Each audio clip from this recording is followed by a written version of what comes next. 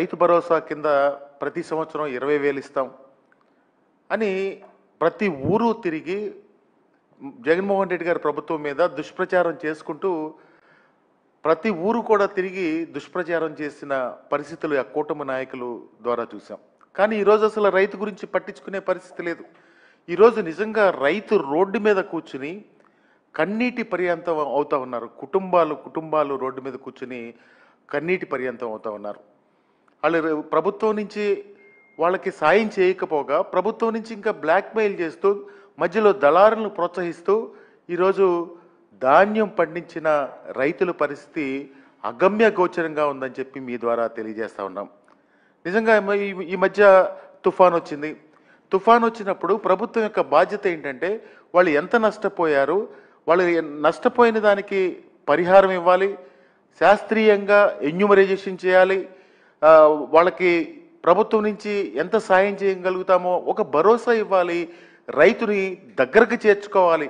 కానీ ఈ రోజు వరకు ఈ ప్రభుత్వ పెద్దలు ఎవరూ కూడా పంట నష్టపోయిన దానికి పరిహారం ఇంత ఇస్తామని కానీ మేము మీ విధంగా ప్రభుత్వం నుంచి మేము మీకు ఆదుకుంటామని చెప్పి ఒక్క మాట చెప్పిన పరిస్థితులు కూడా లేవు. ఆ ఎఫెక్టు ఏ విధంగా పడతా ఉందంటే ఇప్పుడు కోతలు స్టార్ట్ అయ్యి దాదాపుగా 10 రోజులు కావస్తూ ఉంది. ఈ 10 రోజుల్లో దాదాపుగా ఒక 30% మొత్తం పంటలో 30% ఇప్పటికే కోతలు ఈ మిషన్ కోత ద్వారా కోసారు.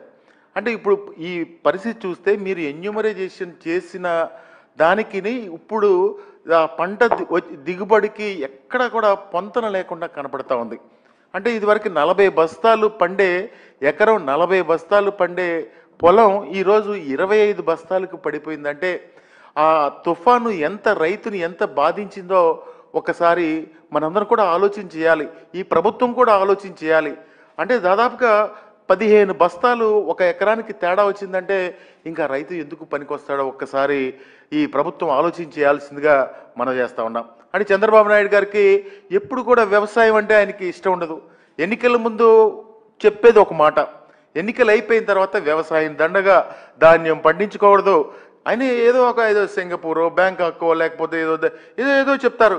కానీ ఈ ఆంధ్రప్రదేశ్లో రైతన్నని గురించి పట్టించుకునే పరిస్థితి చంద్రబాబు నాయుడు గారికి ఏ రోజు ఉండదు. ఈ రోజు కూడా అదే విధంగా ప్రవర్తిస్తూ ఉన్నారు. గత 3 రోజుల నుంచి మా నియోజకవర్గం పామరు నియోజకవర్గం తీసుకుంటే రైతులు రోడ్డు మీద ఇక్కడి నుంచి విజయవాడ నుంచి మచిలీపట్నం వెళ్తే రోడ్ల మీద ధాన్యం అంతా కూడా ఆరపోసుకుని కుటుంబాలు రోడ్డు మీద ఉంటా ఉన్నారు. అంటే కౌలు రైతులు మొన్న మీరు ఏదో పంట పెట్టుబడి కింద ఇచ్చారు, కౌలు రైతులు అసలు ప్రస్తావనే లేదు. ఈరోజు వ్యవసాయం చేసేది దాదాపుగా 60-70% కౌలు రైతులే వ్యవసాయం చేస్తూ ఉన్నారు. ఈ కోత కోసిన వెంటనే అంటే ఈరోజు మనం ఒక్కసారి గణాంకాల్లోకి వెళ్తే ఈరోజు కోత మిషను 1 గంటలో ఇది వరకు 1 ఎకరం కోసేవాళ్ళు. అంటే అప్పుడు దాదాపుగా 2,600-2,700 రూపాయలు 1 గంటకి తీసుకునేవాళ్ళు. కానీ ఈరోజు తుఫాను వల్ల పంట పడిపోవడం వల్ల 3 గంటల నుంచి 4 గంటలు పడతా ఉంది. దానికి కూడా ఈ డిమాండ్ని బట్టి దాదాపుగా ఎకరానికి 4,000 రూపాయలు 1 గంటకి తీసుకుంటా ఉన్నారు. అంటే ఇది కూడా ఒక సిండికేట్, ఒక మాఫియా. ఆ గ్రామంలో ఈ తెలుగుదేశం పార్టీ నాయకులకి ఇష్టమైన మిషన్లే పెట్టాలి, లేకపోతే ఆ మిషన్ కూడా తెలుగుదేశం పార్టీ వాళ్ళకే పంపించాలి. ఎంత దారుణం అంటే ఆ రైతుని ఏ విధంగా చిత్రవదలు పెడతా ఉన్నారంటే ఇవన్నీ కూడా గ్రామాల్లో ఒక్కసారి చూస్తే కళ్ళంటి నీళ్ళు వస్తూ ఉన్నాయి రైతులంక చూస్తే. అంటే దాదాపుగా పెట్టుబడి ఈ కోత వ్యయం 15,000 రూపాయలు పెరిగింది. ఒకవైపు దిగుబడి 15 బస్తాలు తగ్గితే 15,000 రూపాయలు కోత వ్యయం పెరిగింది. సరే, మళ్ళీ తర్వాత అక్కడి నుంచి వెళ్తే వీళ్ళు రైతు సేవా కేంద్రాలని పెట్టారు. ఈ కోత కోసిన తర్వాత రైతు సేవా కేంద్రం దగ్గరికి వెళ్తే వాళ్ళు చెప్పే మాట ఏంటంటే సంచులు ఇవ్వరు. మొన్న ఎప్పుడో చెప్పారు ఈ మంత్రి గారు, హాయ్ అని పెడితే చాలు సంచులు ఇస్తాం, హాయ్ అని చెబితే మీ ధాన్యం పట్టుకెళ్ళిపోతాం అని మాటలకే పరిమితం, పబ్లిసిటీకే పరిమితమైన తప్ప ఎక్కడా కూడా రైతు దగ్గర ధాన్యం కొనే పరిస్థితి లేవు. ఆ రైతు సేవా కేంద్రం దగ్గరికి వెళ్తే అక్కడికి ఏం చెప్తారంటే మీరు పలానా రైస్ మిల్ దగ్గరికి వెళ్ళండి, లేదా పలానా వ్యాపారస్తుల దగ్గరికి వెళ్ళండి, పలానా వ్యాపారస్తుల దగ్గరికి వెళ్ళి మీరు ఆ ధాన్యం అమ్ముకోండి అని చెప్తారు. అంటే ఇదివరకు జగన్మోహన్ రెడ్డి గారి నాయకత్వంలో ఉన్నటువంటి ప్రభుత్వంలో చాలా సిస్టమేటిక్గా ఉండేది.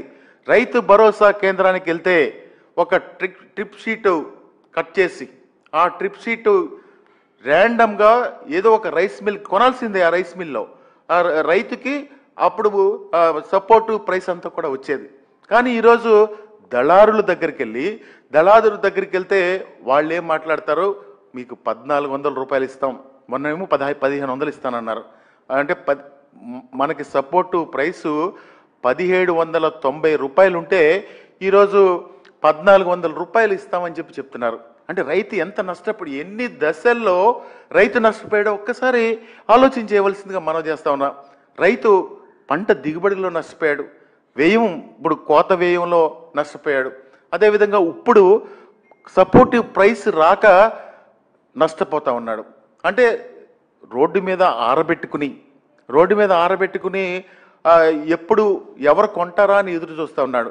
అంటే వీళ్ళు దీన్ని ఆసరాగా తీసుకుని, అంటే ఒక పేషెంట్ వెంటిలేటర్ మీద ఉంటే ఏ విధంగా కొందరు దళారులు ఆసరాగా తీసుకుంటారో ఆ విధంగా ఈరోజు రైతు పరిస్థితి ఉంది. ఆసరాగా తీసుకుని మీరు 1400కి ఇస్తారా, 1200కి ఇస్తారా, 1300కి ఇస్తారా అని చెప్పి రైతును అడుగుతూ ఉన్నారు. కానీ ఇప్పుడు రైతు పరిస్థితి ఏంటంటే ఏదో ఒక విధంగా ఈ ధాన్యాన్ని మనం పంపించేస్తే బాగుండు అనే ఒక ఆలోచనతోటి రైతు ఎంతకైనా అమ్మడానికి సిద్ధపడిన పరిస్థితి ఈరోజు గ్రామాల్లో ఉందని చెప్పి మనం చేస్తూ ఉన్నాం. ఇవన్నీ కూడా ఎక్కడ కనిపించట్లేదు. పబ్లిసిటీ ఏదో రైతుని మేము ఆదుకుంటా ఉన్నాం, మేము రైతుకి పెట్టుబడి పెడతాం. ఇప్పుడు నిజంగా కూడా చెప్పాలంటే రైతుకి దాదాపుగా 40,000 రూపాయలు వీళ్ళు పంట సాయంగా ఇస్తానన్న డబ్బులు అన్నదాత సుఖీభావ 40,000 రూపాయలు ఇవ్వాల్సింది వాళ్ళు 10,000 రూపాయలు ఇచ్చారు. అదేవిధంగా 7 లక్షల మందికి మళ్ళీ కోత పెట్టారు. అంటే అన్ని వ్యవస్థల్లో కూడా రైతుని నిర్వీర్యం చేసుకుంటా వస్తూ ఉన్నారు. అంటే ఈరోజు రైతు పరిస్థితి ఏంటంటే ప్రభుత్వం ఎంత దుర్మార్గంగా వ్యవహరిస్తూ ఉందంటే అసలు మాకు పంట నష్ట పరిహారం సంగతి తర్వాత ఈ ధాన్యం ఏదో ఒక విధంగా అమ్ముకోవాలని చెప్పి ఆ పంట నష్టం గురించి ఎలాగో రైతు మర్చిపోయాడు. ఈరోజు ధాన్యం కొనే పరిస్థితి లేదు. కానీ ఈ సిస్టంలో నిజంగా తేమ శాతం 17% ఉంటే ప్రభుత్వం రైస్ మిల్లర్ కొనాల్సిన అవసరం ఉంది. ఎందుకంటే డ్రైయర్ ఉన్నటువంటి రైస్ మిల్స్ అన్నీ కూడా ఉన్నాయి. తర్వాత ఎక్కువ తేమ శాతం ఉంటే ఏదో ఒక కిలో ఏదో కట్ చేసే సిస్టమ్ ఏదో ఉంది. కానీ ఇప్పుడు అసలు ఆ సిస్టమే జగన్మోహన్ రెడ్డి గారు తీసుకొచ్చినటువంటి సిస్టాన్ని పూర్తిగా నిర్వీర్యం చేసేసి వ్యాపారస్తులు ఎంటర్ అయిపోయి 1400కి ఇస్తావా, 1300కి ఇస్తావా అని చెప్పి ఈరోజు రైతును బ్లాక్మెయిల్ చేసి మళ్ళీ ఈ రైతు పేరు మీదే ఆ డబ్బులు తీసుకుని మళ్ళీ ఆ రైతే ఆనెస్ట్గా తీసుకెళ్ళి ఆ వ్యాపారస్తులకు డబ్బులు ఇస్తూ ఉన్నాడు. ఇవన్నీ కూడా ఎంత దారుణమైన పరిస్థితి అంటే ఈ రాజకీయ నాయకులు కూడా అందులో ఇంటర్ఫీర్ అయిపోయి ఒక మాఫియాగా ఏర్పడి రైస్ మిల్లర్ దగ్గర నుంచి వ్యాపారస్తుడి దగ్గర నుంచి అందరూ కూడా ఒక మాఫియాగా ఏర్పడిపోయి ఈరోజు ధాన్యం కొనే పరిస్థితి లేదని చెప్పి ఈ సందర్భంగా తెలియజేస్తా ఉన్నాం.